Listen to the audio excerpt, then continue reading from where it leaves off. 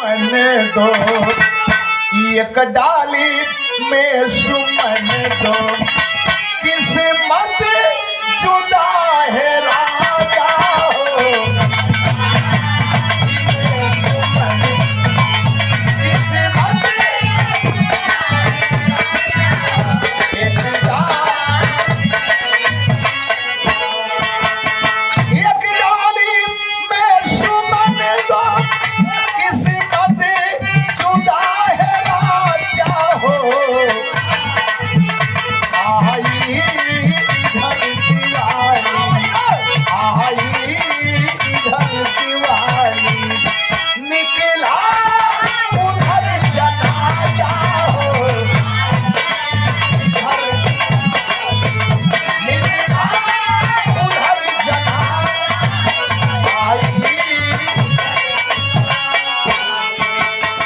अरे जब ये गीत गाई कि एक डाली में सुमन दो किस्मत जुदा है राजा आई इधर दिवाली निकला उधर जनाजा।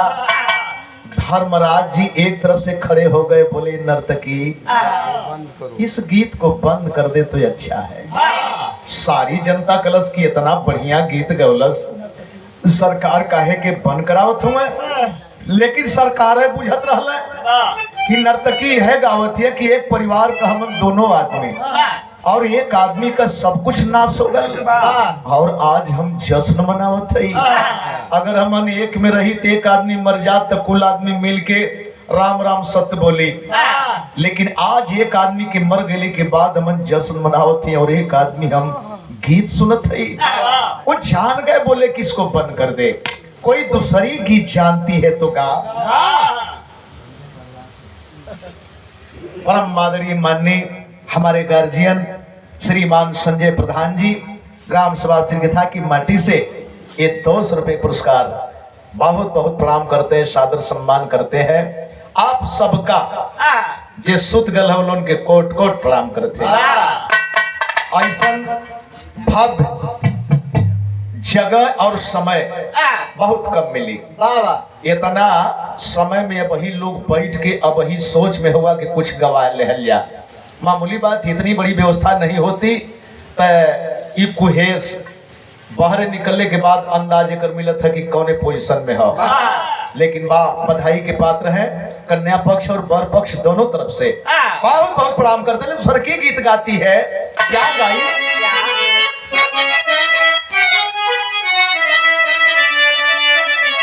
बता दे या मेरे मौला मदीना कैसी बसती है। लेकिन नर्तकी यही भाव में गौलस का गौलस लगा दे आग पानी में, लगा दे आग पानी में जवानी उसको कहते हैं।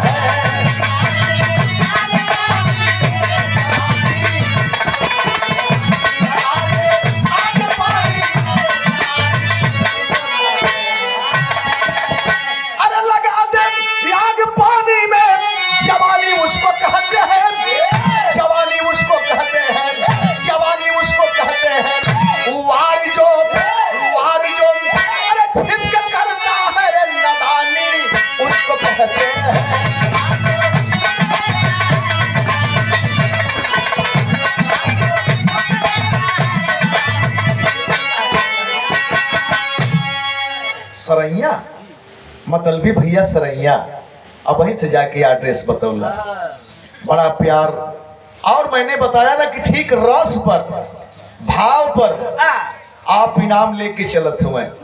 एक 50 से पुरस्कार बहुत बहुत प्रणाम करते हैं, सादर सम्मान करते हैं। लेकिन जब नर्तकी गौलस लगा दे आग पानी में जवानी उसको कहते हैं, आय हाय लोग उमछे लगल। और जब दूसर की लाइन गौलस वार जो छुप के करता है नदानी उसको कहते हैं। कल मार गए अर्जुन कल मर्दई कहीं हम ही कितना न बतिया कहतिया, हम ही के बतिया कहतिया। जब हम भीष्म पितामह के आए शिखंडी के सामने खड़ा करके मरली, यह बतिया ना कहतिया। कल है ये क्या गा रही है, अरे इसको बंद कर, कोई दूसरी गीत। कोई हाँ उस समय भोजपुरी रहे है, लेकिन दिमाग में जब याद आलो उनके तब तो कह ही सकत हुए। कल कोई दूसरी गीत जानती है तो गा, ये गीत अच्छी नहीं लग रही है, जनता सुन के मेलहे लगे कि भाई गीत में तो बड़ा बढ़िया रस रहा है, लेकिन ये लोग मन ही के तैयार न हुए। तो तीसर की गीत नर्तकी गाई, ओ गीत का तर्ज हो, क्या बात है।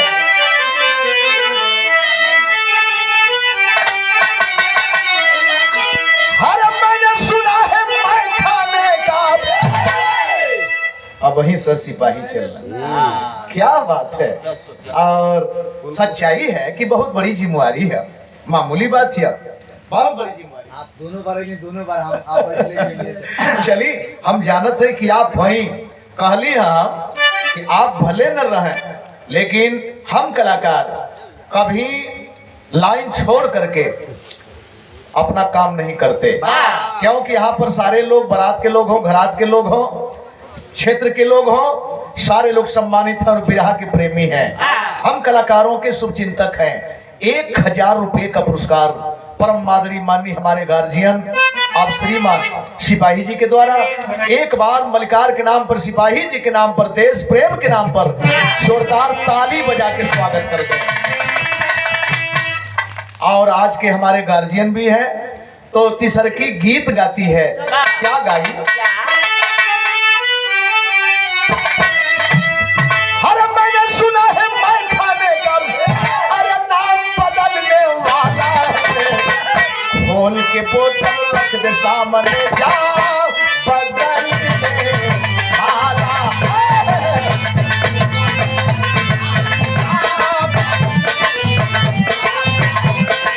खोल के बोतल रख दे सामने,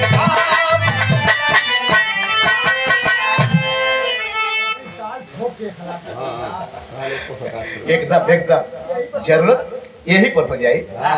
ये 100 रुपया पुरस्कार हमारे भैया की तरफ से देखें, रोम रोम में हम कलाकारों के प्रति प्रेम है, प्यार है।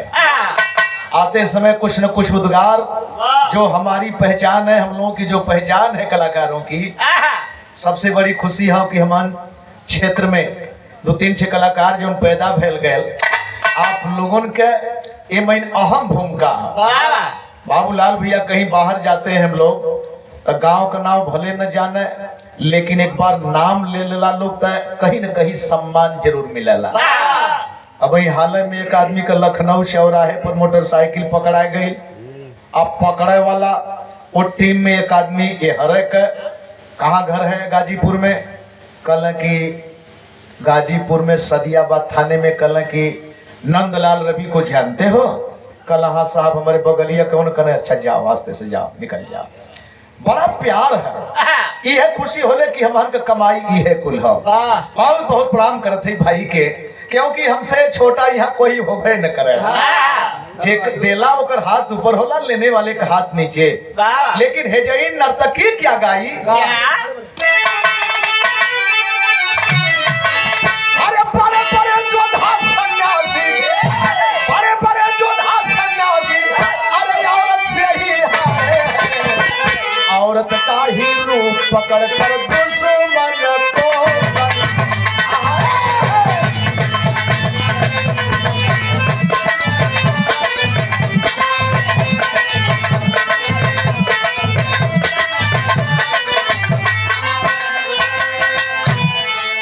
अभी तारीफ कर रहे थे। सच्चाई है, बिटिया रानी के पिता, दुल्हन के पिता परम आदरणीय माननीय लालमन बिंद साहब 101 रुपया पुरस्कार, बहुत बहुत प्रणाम करते हैं, कामना करते हैं जो हौसला, जो बुलंदी, जो उमंग हम लोग देख रहे हैं। देखा ये उमंग मामूली बात नहीं है, 1 से 2 कलाकार के बुलाव में सोचे के पड़ेला, अब 5-5 कलाकार के गवावल बहुत बड़ी बात है। यह हौसला है, और हौसला दोनों तरफ हमेशा हमेशा बना रहे। कलाकार यही कामना करता है, इबादत करता है। लेकिन जब ये कलश की बड़े बड़े जोधा सन्यासी औरत से ही हारे हैं, औरत का ही रूप पकड़ के दुश्मन को संहारे हैं, अरे बाप रे बाप, ना बर्दाश्त भैल। भीम बली कड़कड़ाए के उठला कला है, मारब यक्के घुसा तूल उड़ी पूरी बहरे फेंक दे।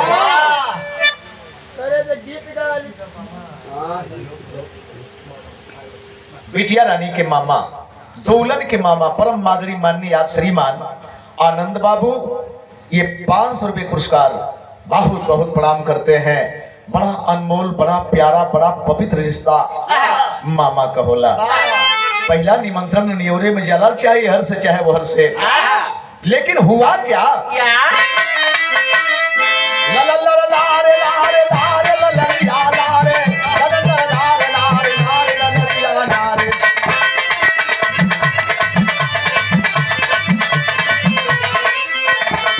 खरज कर भोले भीम कैसा गाना गाती है, खरज कर भोले भीम कैसा गाना गाती है, खुशी की जगह आज धड़क रही छाती है।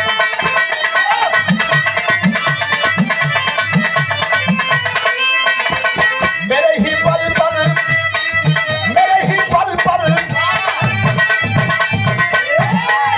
मेरे ही बल पर मिली विजय पताका है, मेरे ही बल पर मिली विजय पताका है, भीम का नाम दुश्मन के लिए धमाका।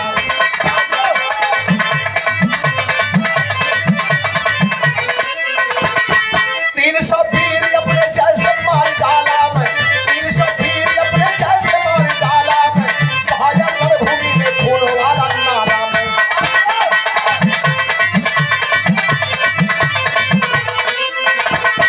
बात बिगड़ गई और ये 200 रुपये पुरस्कार परम मादरी हमारे गार्जियन नौशाद साहब के पिता श्री के आप परम मित्र साहब के द्वारा बहुत बहुत प्रणाम करते हैं। मित्रता हमेशा हमेशा के लिए पाक पवित्र अमिट रहे।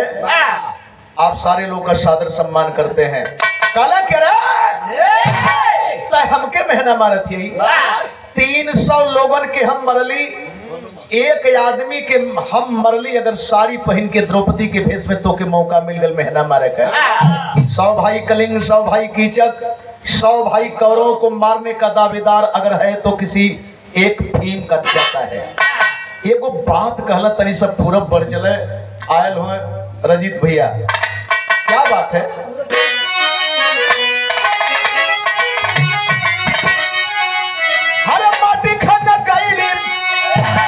माटी खाना गईली हम वही माटी खाना मार हलरत आवे, अब हलरत आवे दोनों रे यो बनावा हलरत आवे।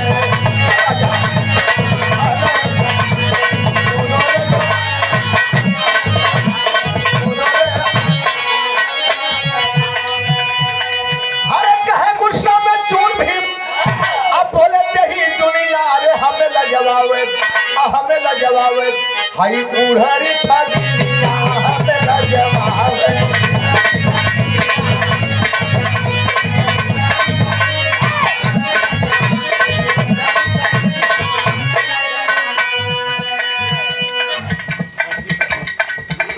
बड़े भाई रंजीत यादव और ईशपुर मोहम्मदाबाद के बगल से बड़ा प्यार है, दिल में तमन्ना है कि अपने दरवाजे दोनों दयादन के गवाही। लॉकडाउन मार ले गल लेकिन फिर भी तमन्ना है देखें इस कुहेस में पाले में यहाँ पर चल के आए। ये 500 रुपये पुरस्कार बहुत बहुत धन्यवाद देते हैं, नमस्कार करते हैं। और एक 50 पुरस्कार 100 रुपया पुरस्कार भैया हमारे मतलबी साहब सरैया की धरती से बहुत बहुत प्रणाम और सबके प्रणाम। कहले का अरे गुस्सा में चूर भीम अब बोले यही जुनिया रे हमें लजवावे उड़हरी ठगिया हमें लजवावे। काला की ताय महीना मारत यही, अरे तो के महीना मारे के मौका मिल गल 300 के ना जेकर रथ उठाए के फेंक देली आज तक पता ना चलल। जेकर रथ उठाए के फेंक देली आज ले पता ना चलल, लेकिन एक बतिया एजेंट दिक्कत कर देला। अगर मैं नहीं होता तो पांडव पक्ष में ये विजय न मिलते, न तो आज तो के नाचे गावे का मौका मिले। अतः हमके महीना मारत है आय हाय तबले तो बतिये बिगड़ गई। अर्जुन कल किल्ला है एकर मतलब हम एकदम डाढ़ है जा हम बक्सो न रह पानी जा अकेले कुल जीत ले लेकिन अर्जुन हैसे का नाम बतियावत हो एक बात बतौले आ ई नाच मकत्तर ई नाचे वाली गौलस नर्तकी संजोग से रंजीत भैया हम कहीं से आ गईली खड़ा हो गल की बड़ा दिन के बाद तनी सन नाच सामने वाला मौका है देखला तन 10 मिनट गधा कहीं के पहले बतिया सुना था नर्तकी से भेंट ना मला ओकर नाच कला है ये बात है भैया तो उन नर्तकी गौलस का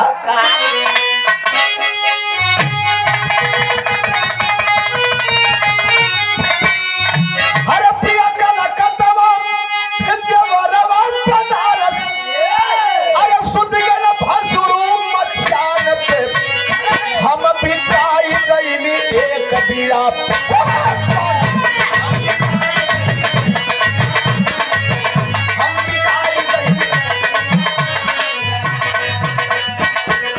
हम कली गीत में ते करे रसबा तबले जोकर नमवा है जोकर आजादी है जो मर्जी करे वो कर लेकिन हमेशा दुअर्थी भाव होला जोकर याल कलसा है पर शुक्रिया पर हम शुक्रुआ फिट किया कहली कि शुक्रिया तो बड़ा जानल गए लेकिन शुक्रुआ का होला बाबूलाल भैया तो शुक्रुआ में का गौलस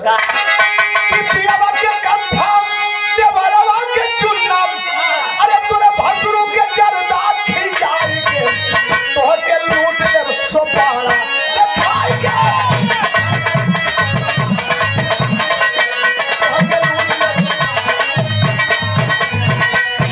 गुस्सा में चूर अर्जुन बोले जय छनवा अरे पंडित जी जय चांदीऊ के मान से तीर बनत बड़ा गधा पछाड़ के तीर बनत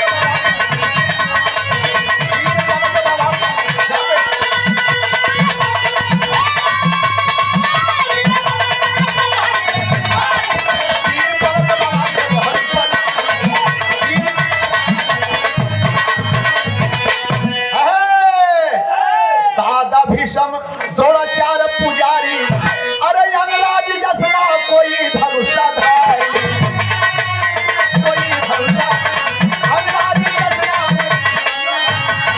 अरे पौड़ी विजय उनके संहार के पीर बनत बड़ा गदहन पछाड़ के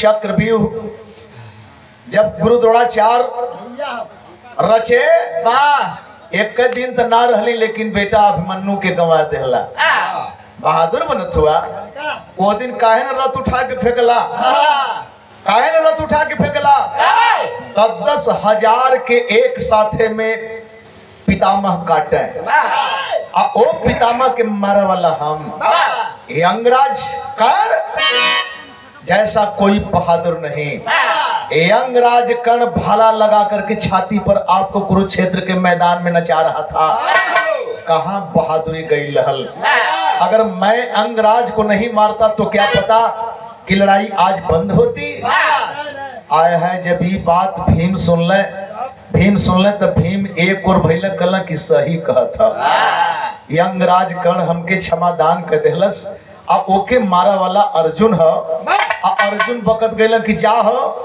हमारी मतिन हो कि आज गावे बजावे का मौका मिलत है आज जश्न मनावे के मौका मिलत है तबले एक और से भिलभिलात बड़का भैया धर्मराज खड़ा भइले कल हमारे माने कुछ ना हमारे माने कुछ ना लेकिन कहले का हरे समाईला सागर में करुणा कहे समाईला सागर में करुणा वसुधा बृहस्पति गिर कर के पाए अमरहारी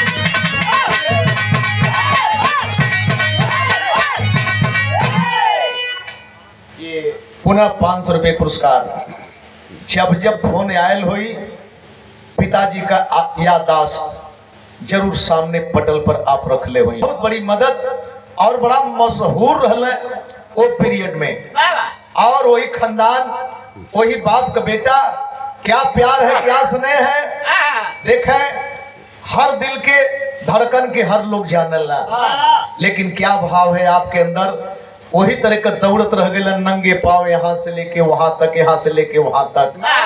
बहुत बहुत प्रणाम करते हैं, सादर सम्मान करते हैं। नंदलाल, ये आप कहो, कभी था, आज भी है और रहेगा, इसमें कोई दिक्कत नहीं, कोई दोरा नहीं।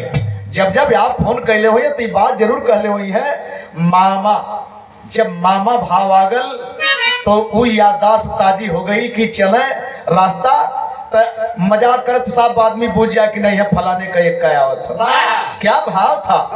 बहुत बहुत प्रणाम करते हैं। और कर्म महान है, कितने ऊंचाई पर बाप मतारी का यह कर्म है और यह शिष्टाचार है। जो ऊंचाई हम लोग पा रहे हैं, आप लोगों की वजह से पा रहे हैं। अब हमहन का कमायल तक आगे वाली पीढ़ी जानी कितना बढ़िया है ना बढ़िया, लेकिन बात वही का है, बात बिगड़ गई, बात बिगड़ गई।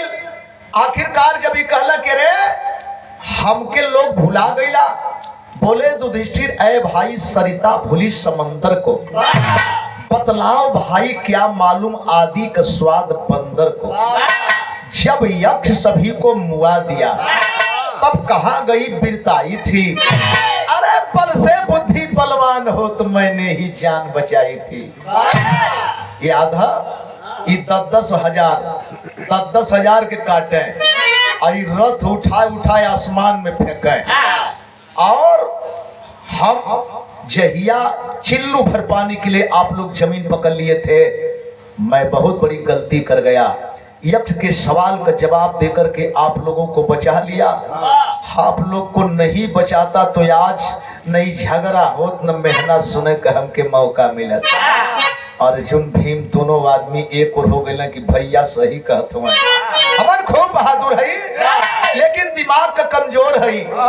अपने मन के अब धर्मराज बकत जात हो कि हमारी मतीन रहल हो कि तो लोग के बचा देलस, आज हमके लोग मेहना मारत हुआ। अब तबले नकुल सहदेव एक और बाज गई, काहे बदे बाज गई? प्रोफेसर शारदा सिन्हा वाली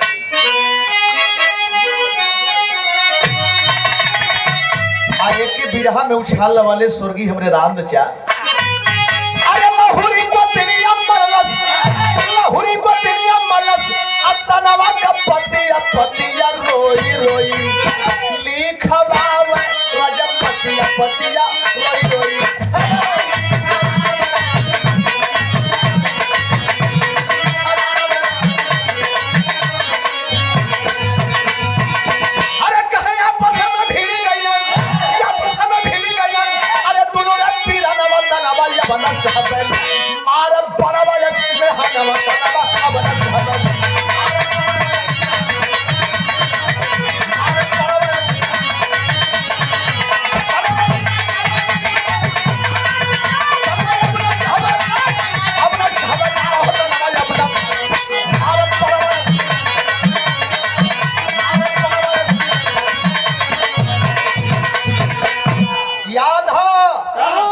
सब लोग अपने आप के बहादुर हुआ, लेकिन 18 दिन लड़ावे वाला के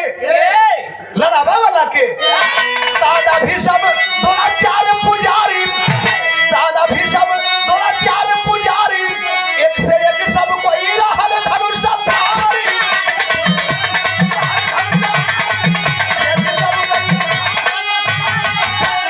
अरे मरलू शकुनी मामा कर, मरली मामा शकुनी कर, भाला पे के जवाब नवाया मारन पावा सब में हनवा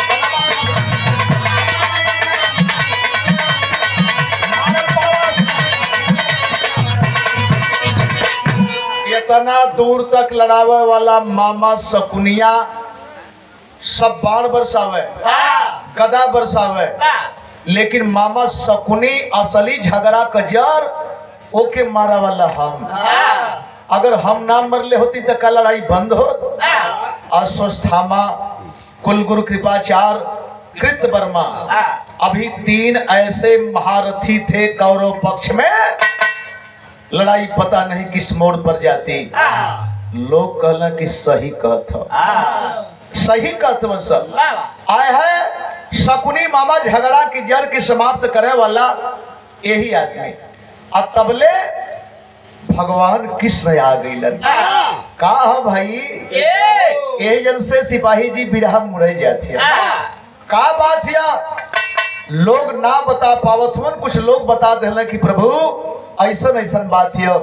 कहला कि झगड़ा मत करा, झगड़ा मत करा, एगो परछाई है वही खदेड़त है, पता नहीं कबले कहाँ तक जाई।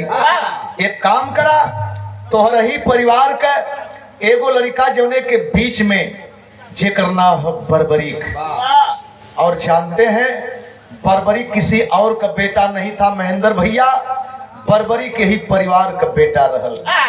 लेकिन धोखा भैले परिवार के संगे, धोखा भैले परिवार के संगे आया है। जहां जहां लोगों ने देखा कि ये गरीब का बेटा है, प्यार मोहब्बत में पैदा हो गया, घटोचक पैदा हो गया, और आगे बढ़ेगा तो हम लोगों की पहचान धूमिल कर देगा।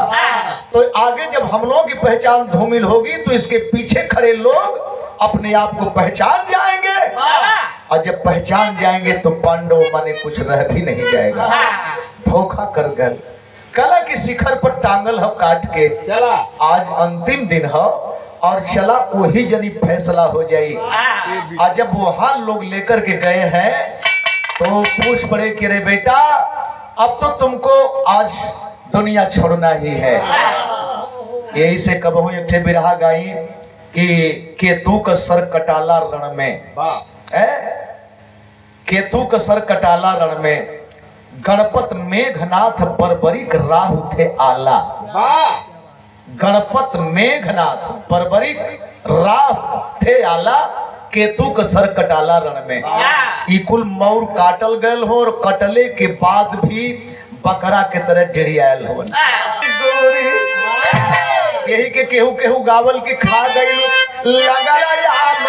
दाम कहिया देबू चिरई।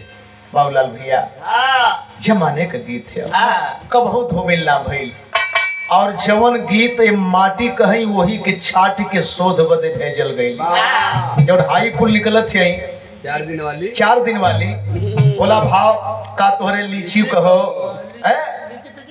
हाँ सड़ जाए। साझी का नाच देखे गई बारात में तो कचका कह दे, हाँ कमरिया ये कुल खोल के आनी गवैया भी वही के पीछे कि एकदम ओपन पर्दा हटा के। अरे पर्दवे तो हो, माँ भी जानती है, पिता भी जानते हैं, बेटा भी जानता है, बेटी भी जानती है, लेकिन यह पर्दे तो हो।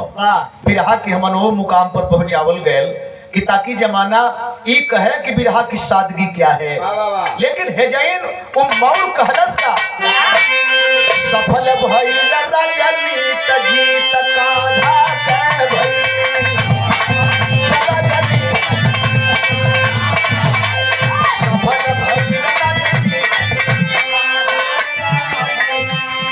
अरे गुस्सा में चूर भी मारे लट्ठो करवन, अट्ठासा से पासा भयल नहीं सिरवन। गिर गया बबुआ हो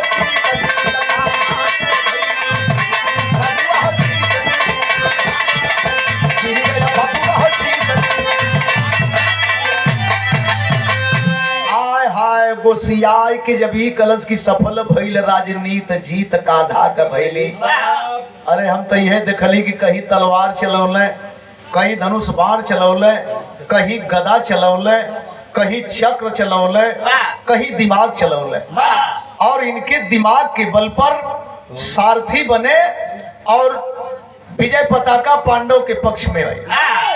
भीम घूम के गई ये केड़ा मरल कल सरवा हमारे नाती हमार नाम न ले, हमार नाम न ले, लेकिन वो सर कटा अपनी जगह पर अडिग है और भीम को ठोकर लगा। भीम चारों खाना चेत घूम के भगवान कृष्ण देखल कल की भीम भैया का बात है, कैसा ना झुरा लुआ।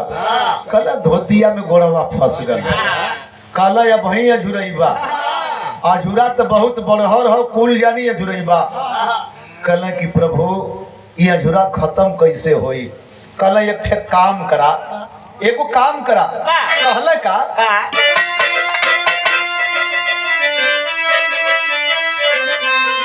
हर कहे मुरारी समय का ऐसा खेल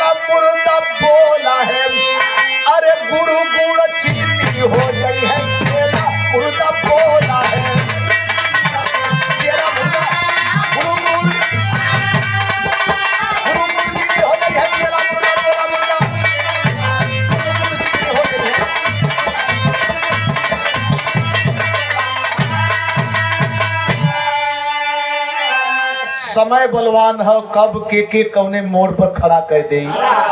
एक ठे काम करा, एगो यज्ञ करावा या यज्ञ में दरवाजे पर बुला के सबकर हाथ धोवा दा। लेकिन यज्ञ में ब्राह्मण ना ब्राह्मण आवे के चाहिए।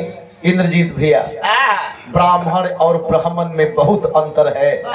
जात से मतलब नहीं, विद्वता से पंडित हुआ करते हैं। जिसके अंदर विद्या है, जिसके अंदर विद्वता है वही विद्वान है, वही पंडित है, वही पंडित है। कहला कि वो आदमी चाहिए, यहाँ पर विद्वान आदमी चाहिए। लेकिन के हाउ यार नाव बतावल गल कि फलाने के यहाँ चल जा, फलाने के यहाँ चल जा। शुरू हो गया यज्ञ निमंत्रण, अर्जुन लगे हैं देने हो। एक ब्राह्मण नेवता का नाम सुन, लगे भोकर के रोने हो। यज्ञ शुरू हो गए, गैलन नेवता देव बाबा फलाने तारीख के हमारी यहाँ होम जाप करे के हो और दोपहर भोजन करे के है आपके। आज जब ये बात सुन ले ताकि के अर्जुन को भोकर के रोवत हो महाराज जी। अच्छा, ब्राह्मण देवता रोवत हो। अर्जुन कल कि भाई ई कोनो बीमारी तो इनके ना कहीं हम गलत जगह तो ना आ गई। केहू से जाके बगल में पूछा तो कहो भैया फलाने पंडित ही है। वो कल हाँ कल तब उनके कुछ कहली है, वो रोवत हो कल की गलती हुई कहीं तुहार। अब और चिहुक हो गई, और चिहुक हो गई। वापस अइले, कहला कि रे मनौले मानत ना हो बाबा, तो के हम पूजा करे बदे खाए बदे न्योता देते और आप रोवत हुआ। लेकिन जब प्रति उत्तर नहीं मिला तो वापस आए। आज जब वापस आए तो मेरे दोस्त घरे अपने भैया के सामने एक बात कहलन का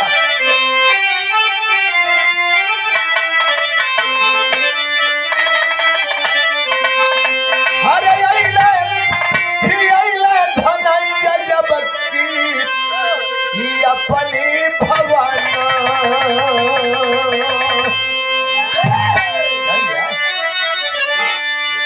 भैया के सभानवा कहला चीतला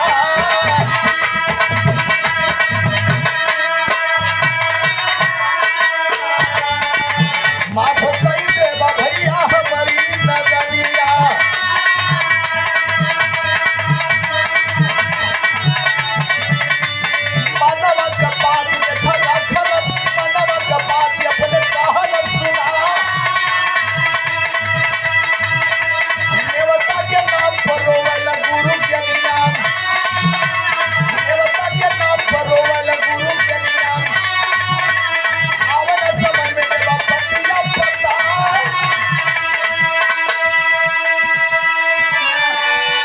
हाय हाय कहला कि भैया आदेश का पालन करते हुए मैंने गया फलाने ब्राह्मण के पास, आमंत्रण दिया, लेकिन जवाब में कुछ नहीं बोले, केवल रोए।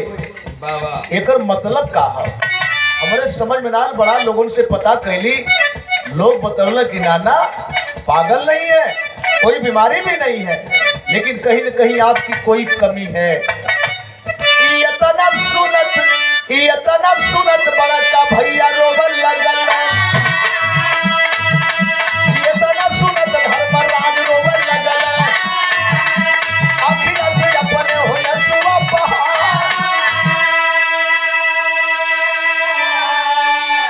मैंने बताया कि ब्रह्म बेला में आईना है समाज के लिए।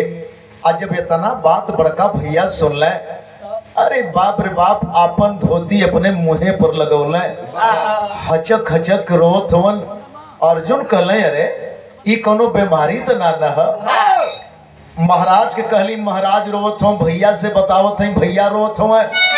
अब केहू से ना कहब, लेकिन रोवाई बंद भी ना होती, बर्दाश्त ना भयल कि पहुंचे धनंजय मनमोहन के सभानवा। पहुंचे धनंजय मनमोहन के सभानवा।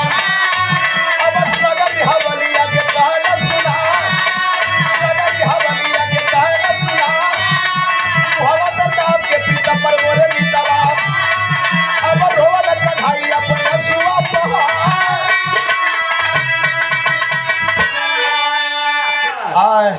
बाबूजी गौर करेंगे।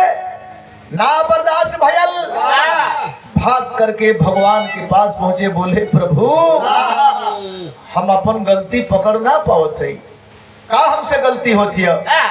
महाराज जी के कहली, महाराज जी रो रहे हैं। वो बात आकर के मैंने भैया से कहा, भैया भी रो रहे हैं। प्रभु हमार गलती हमसे ना पकड़ाती है, तब लेता पीताम्बर मुहे तर लगौले। हचक के भगवान जब रोह लगल, कल अब समझ में आगल कोनो बीमारी है, ई कौलो बीमारी है, अब केहू से कहब ना। यार महाराज आखिर में ये तीनों मूर्ति रोवत का है हुए, का बात है। बड़ा देरी हो गई, दुखित होके हाथ जोड़ के बोले प्रभु अगर शंका समाधान नहीं करेंगे नहीं जाऊंगा भगवान, मैं आगे नहीं जाऊंगा। आए है भगवान को कहना पड़ा कि धनंजय जानना चाहोगे, जानना चाहोगे। कल कि हाँ प्रभु, कहल का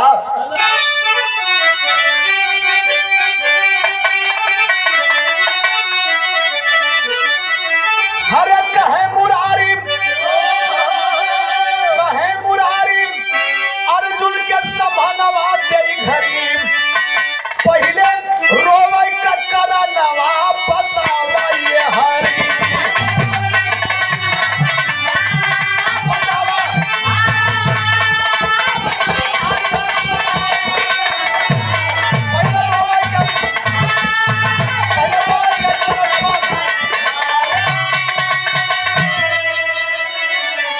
कहला जानना चाहते हो अर्जुन, जानना चाहते हो। ब्राह्मण रोए, आए अर्जुन आज होती कदर हमार, अरे कल युग में कोई न पूछी बदली भाव विचार दिखाई, मदिरा पास जहन्नमा बतावा ये हरि। आए हाय आज जिन्हें पंडित कहा जाता है, विद्वान कहा जाता है, कल पहचान ही नहीं पाओगे कि इसमें से कौन पंडित है, कौन विद्वान है, कौन क्या है। पूरे लोग एक कतार में खड़े हो जाएंगे। आज ही है तो देखा कि मिला था, आज ही है देखा कि मिला था। भैया जो उस समय आपने कहा कहला कि अच्छा तुम मान ले, लेकिन भैया तो हमारे धर्मराज हुए, हमार भैया काहे बदे रोल है। धर्मराज रोए कि पंडित बुलाने पर नहीं आए, अरे कलयुग में वो बिना बुलाए गई है कहीं पधाए, होटल में बनाई है खानवा बतावा ये हरी। कल की आज कदर हो रही है, बुला करके लोग ससम्मान ले जा रहे हैं और ससम्मान फिर वापस कर रहे हैं इज्जत के साथ। लेकिन एक समय ऐसा आएगा कि होटल में राम नामी दुपट्टा वाले तिलक चंदन लगा करके खाना बनाएंगे, झूठा बर्तन मांजेंगे, पैसे की लोभ में नहीं पहचान पाओगे। आज ही देखा गया, कहीं रामपाल को देखा गया, कहीं आसाराम साईं को देखा, नारायण स्वामी को देखा गया, कहीं माई राधिका के देखल गयल, राधा माई के देखल गयल, तमाम लोगों के देखल गल कि बड़े बड़े मठाधीश जिनको लोग गुरु हजारों कतार में खड़े होकर के पैर छूने के लिए भीड़ लगती थी, आज उनकी हालात क्या है। कहीं न कहीं लालच है, तो इस पर भी विचार करना पड़ेगा, इस पर भी विचार करना पड़ेगा। दो चीज तो आपने पा लिया, जानते हैं क्या पा लिया आपने? केवल एक आदमी के लिए ये हक था लाला लेखपाल बनने का, लाला पटवारी कहल जा।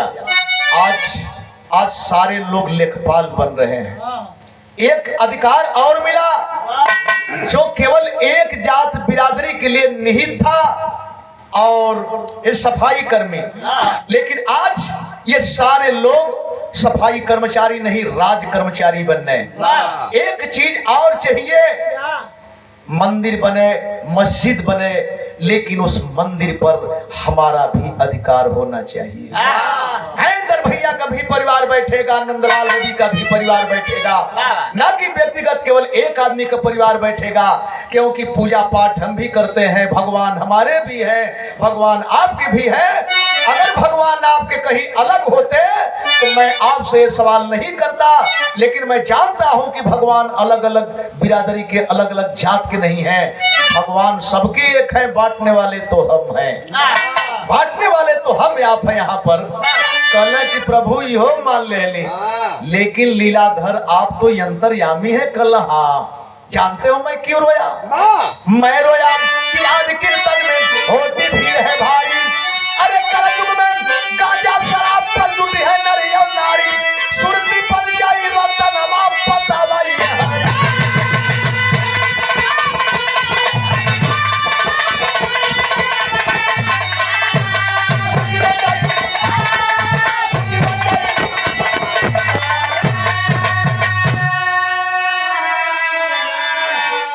आज घरे सब्जी न ले जाके, लेकिन पॉकेट में अगर 20 रुपया है तो खोजल जाता संगी साथी दो जानी हुआ न 20-20 छे लगावा 60 गो होते तब 5 छे कम होते। अब वही 10 छे चाहती केहू और मेटा गल, चल भाई 10 छे ले मिला थोड़ी कर सही, वही 20 रुपया का सब्जी घरे न जाए, लेकिन मिलावट हमन करत है।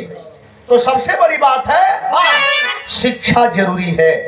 भाई ने बहुत पहले एक बात कही, अच्छी बात है कि हमें तालीम चाहिए, लेकिन हम शिक्षा की तरफ न घूम करके हम अशिक्षा की तरफ जा रहे हैं। हम शिक्षा की तरफ न जा करके हम दूसरे तरफ जा रहे हैं, जिधर से हमारा नुकसान हो, हमारी जड़ कमजोर है, हमारी जड़ कमजोर हो, हमारी पुनई कमजोर हो। नहीं मेरे दोस्त, अगर अपनी जड़ को मजबूत करना है हमें, तो हर काम छोड़ के कम खाएंगे, हम फटा पहन लेंगे, लेकिन अपने आगे वाली पीढ़ी को इतना मजबूत करेंगे। और सबका अधिकार है, शिक्षा न खेती किसानी में उपजे, शिक्षा बगानों में फलती नहीं है, शिक्षा का कोई न पर्वत नदी है, शिक्षा जमी से निकलती नहीं है। शिक्षा है सबकी जो निष्ठा से चाहे, शिक्षा किसी की बपौती नहीं है। हमें पूरा अधिकार, अगर ये अधिकार नहीं होता तो हम इतने गरिमा के साथ नहीं कह पाते कि हमारे भाई, हमारे बड़े भाई महेंद्र साहब सिपाही हैं, फला हमारे फला हैं, मास्टर हैं, इंजीनियर हैं, डॉक्टर हैं। अरे अगर शिक्षा नहीं होती तो नंदलाल जैसा गरीब का बेटा इस मंच पर खड़ा भी नहीं हो पाता। यह शिक्षा की देन है। तो अगर पीढ़ी को मजबूत करनी है, समाज को निखार लाना है, तो हमें सबसे पहले शिक्षा शेरनी का दूध पीना होगा। गुरु बिहारी गुरु गणेश गए, खत्म हुआ दस्तान, विमल चंद्रिका कवि के 100 वचन से प्रेम, हरे समाई सागर में करुणा